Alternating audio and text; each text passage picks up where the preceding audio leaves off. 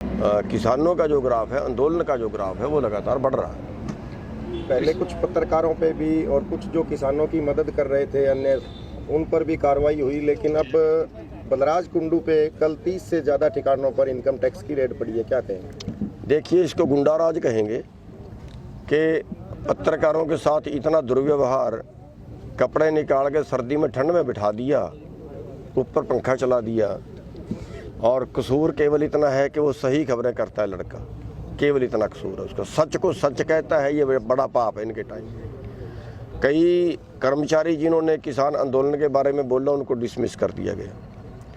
कई जो ट्विटर किया, वो लड़की को पकड़ लिया गया, जेल में बंद कर दिया गया।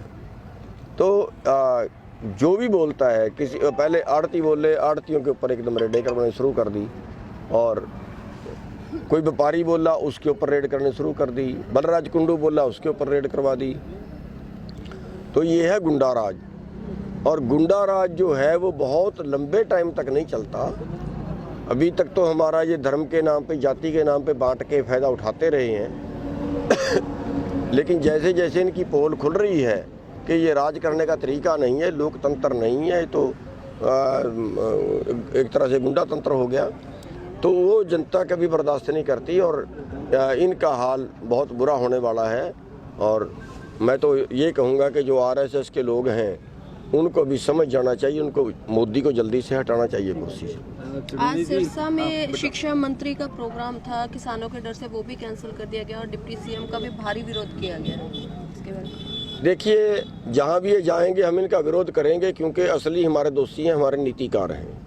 बीजेपी जेजेपी हरियाणा में है, केंद्र में बीजेपी है, या उसके जो भी सहयोगी हैं, नीतियाँ इन्होंने बनाई हैं।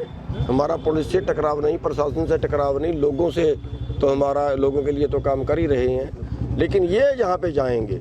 और दूसरी बात ये है कि इन्होंने क्या हमारे से कम गुजारी। हम दिल्ली जा रहे थे, इन्होंने लठ नहीं मारे, हम पिपली रैली कर रहे थे, इन्होंने हमारे सिर नहीं पाड़े। भाई यहाँ क्या कसूर है हमारा? हम अपनी बात नहीं कह सकते क्या? 30-35 मुकदमे 307 के दर्ज कर दिए, हमने किसी को उंगली तक भी नहीं लगाई। बताओ, हमने किसी को मारने जा रहे थे? 30-35 मुकदमे दर्ज कर दिए, सारे 307 के, मतलब बिल्कुल ही हद करके दिखा दी इन्होंने तो। और इस तरह से अगर ये करेंगे तो जनता के बर्दाश्त करेगी क्या? फिर ये जनता के बीच में आएंगे, कैसे आएंगे? अभी तो इनके साथ और बहुत बुरी होने वाली है। ये जल्दी मान जाए तो अच्छा रहेगा, वरना और बहुत बुरी होने वाली है। लोगों का जो गुस्सा है वो बढ़ता जा रहा है। किसान एकता जिंदाबाद, किसान एकता जिंदाबाद, गुरनाम सिंह चिन्नूडी जिंदाबाद। चिन्नूडी जी, दुष्यंत सिंह चौटाला ने कहा था कि जो लाठी पड़ी है पिपली में, वो चौधरी देवीलाल की पड़ी है लाठी, और जांच करवाए नहीं तो हम सरकार से बाहर आ जाएंगे, इस तरह की बातें। अभी तक तो उसको शर्म आई नहीं। उसकी हमने फोटो दिखा दी, वीडियो दिखा दी, और जो सिविल कपड़ों में पुलिस खड़ाई, बड़ी गंभीर मैटर। सिविल कपड़ों में पुलिस है, उस पुलिस वाले का हमने आइडेंटिटी कार्ड तक दे दिया, आज तक उस पर मुकदमा दर्ज क्यों नहीं किया? जब सरकार कहती है कि लाठीचार्ज तो हमने करवाया ही नहीं। इतनी बड़े बेशर्मी से बोलते हैं, हद होगी यार। हम वीडियो देख रहे हैं, दिखा रहे हैं, लाठ मारते हुए दिखा रहे हैं, चोटें लगी दिखा रहे हैं, सिर पटे दिखा रहे हैं, हड्डियाँ टूटी दिखा रहे हैं, और फिर कहते हैं लाठीचार्ज तो हमने करवाया नहीं। इससे बड़ी बेशर्मी कोई हो सकती है? और उसके बड़ी बेशर्मी ये है, वो कह रहे अगर लाठी पड़ी तो देवीलाल को पड़ी। अरे भाई, फिर देवीलाल को पड़ी, फिर तुम, इसका मतलब देवीलाल तुम्हारा दुश्मन हुआ? फिर अगर देवीलाल को लठ पड़े हैं और तुम तमाशा देख रहे हो, फिर तुम्हारा में देवीलाल का खून बचा नहीं क्या? क्यों इस्तीफा नहीं देते फिर? क्यों ऐसी? जी, केंद्रीय मंत्री नरेंद्र तोमर जो कृषि मंत्री है, उन्होंने कहा कि भीड़ इकट्ठी करने से कानून वापस नहीं होते। भीड़ तो सरकार की जड़ें उखेड़ देती है। उसको भीड़ की ताकत का अभी तक मालूम नहीं है। वो भूल गए हैं कि जनता का राज जनता के द्वारा, जनता के लिए होता है। वो सोचते हैं राज कारपोरेट ने तुम्हें दिया है, कारपोरेट ने केवल पैसा दिया है, वोट नहीं उन्होंने दिए। और ये जनता है, क्या जनता से बड़ा हो जाएगा वो? जनता कहता है भीड़, कितने मतलब बेशर्मी से बयान देते हैं। अब इसका मतलब ये है कि लोकतंत्र तो कोई चीज़ ही नहीं बची।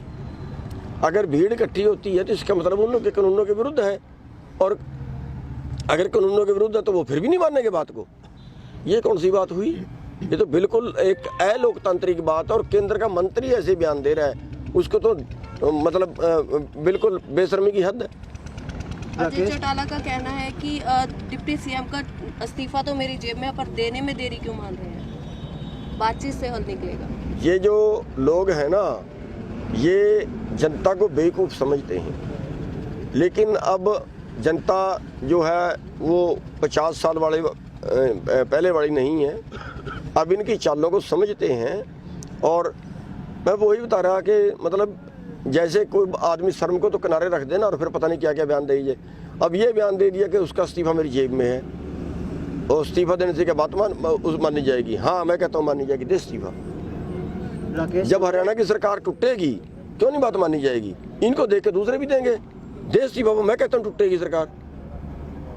दुष्यंत चौटाला ने आज कुछ और फसलों का एमएसपी का ऐलान किया है हरियाणा में जो है, और 5 फसलें और हैं। उसके साथ इन्होंने कहा है कि किसानों को बातचीत करनी चाहिए सरकार से, बातचीत से ही मसला हल होगा। हमने कब मना किया बातचीत से? हमने तो एक बार भी मना नहीं किया। हम तो कहते हैं मेज पे करें, स्टेज पे करें, दफ्तर में करें, टेलीविजन पे करें, कहीं करें, जहाँ करेंगे हम वहीं वहाँ जाएंगे बात के लिए।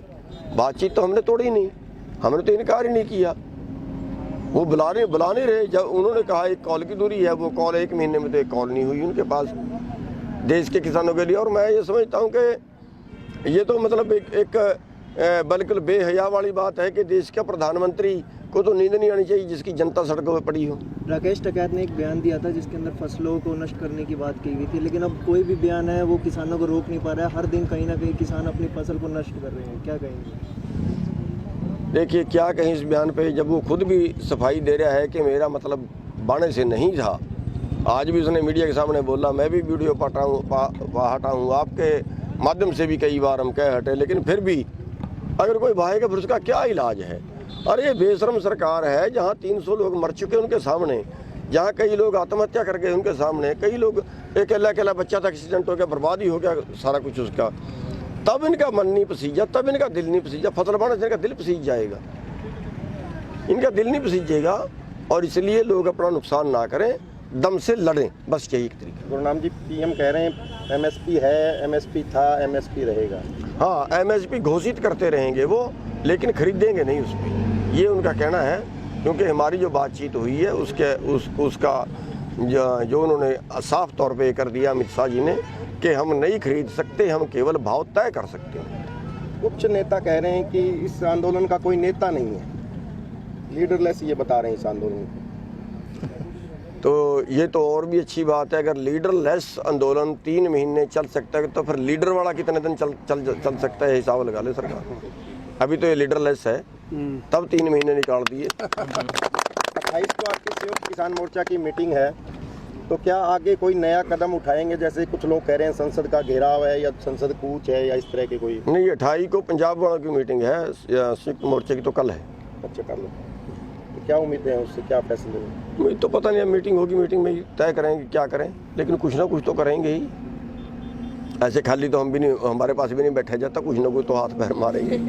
किसान एकता जिंदाबाद, किसान एकता जिंदाबाद, वोटरों पे किसानों की अभी क्या स्थिति है? जिंदाबाद। क्योंकि कुछ खबरें इस तरह की चलाई जा रही हैं कि किसान वापस आ रहे हैं। नहीं, वापस किसान नहीं आ रहे। वो तो एक काम होता है कि जैसे आदमी को पूरा दिन कोई काम नहीं है तो वो फिर थोड़ा सुस्त हो जाता है ना। अगर उसके पास काम है तो करेगा। अब हमारे पास भी 1 महीने से कोई काम नहीं है तो लोगों ने सोचा चलो 4 दिन घर जाते हैं, वहीं पे खड़ी हैं सारी ट्रालियाँ, और जिस दिन ज़रूरत पड़ेगी 1 रात में लोग आ जाएंगे। तो वो बात नहीं है। और अब तो जो आगे फसल का टाइम है उसके लिए भी लोगों ने रोटेशन बना ली है कि 4 दिन ये लोग रहेंगे, 4 दिन इसके अगले दूसरी टीम रहेगी, 4 दिन इसके अगले तीसरी टीम रहेगी, ऐसे सब ने सेटिंग कर ली। जिस सोशल मीडिया ने किसान आंदोलन को उठाया था, कल प्रकाश जावड़ेकर ने उसके ऊपर एक नई गाइडलाइन जारी कर दी है, तो क्या कहेंगे, कैसे आगे ये आंदोलन को सपोर्ट? देखिए अति दुखद है कि इस आंदोलन को जो छोटे चैनल या जो सोशल मीडिया है उन्होंने उठाया। और एक बड़ा अंतर ये है कि इनकी जो खबरें होती हैं छोटे मीडिया की, ये सारी सच होती हैं, इसमें 10% भी मिक्सिंग नहीं होती। और जो राष्ट्रीय चैनल हैं, जो अंबानी और अडानी के या सुभाष चंद्रा जैसों के चैनल हैं, वो जो इस वक्त सरकार में शामिल हैं, वो जो चैनल हैं उनमें तो या सच्ची खबर तो दिखाई नहीं जाती। अब आंदोलन है, पता लगा है कि तेलंगाना में प्रधानमंत्री का बड़ा विरोध किया, बहुत ही कड़ा विरोध किया। वहाँ पे हमने गुब्बारे देखे, लोगों ने काले गुब्बारे ऊपर छोड़ दिए, इनकी रैली थी और उस पर लिख दिया मोदी गो बैक, सड़कों पे लिख दिया मोदी गो बैक। पता लगा है के दरवाजे बंद कर लिए, गाँव एयरपोर्ट पे लोग पहुँच कर वहाँ से उसको फिर हेलीकॉप्टर में जाना पड़ा एयरपोर्ट से, ऐसी ऐसी खबरें वहाँ से, लेकिन उन्होंने नहीं दिखाई और सोशल मीडिया की इतनी दूर तक पहुँचती नहीं। और अगर सोशल मीडिया के ऊपर ये पाबंदियाँ लगाते हैं तो इसका मतलब लोकतंत्र की हत्या।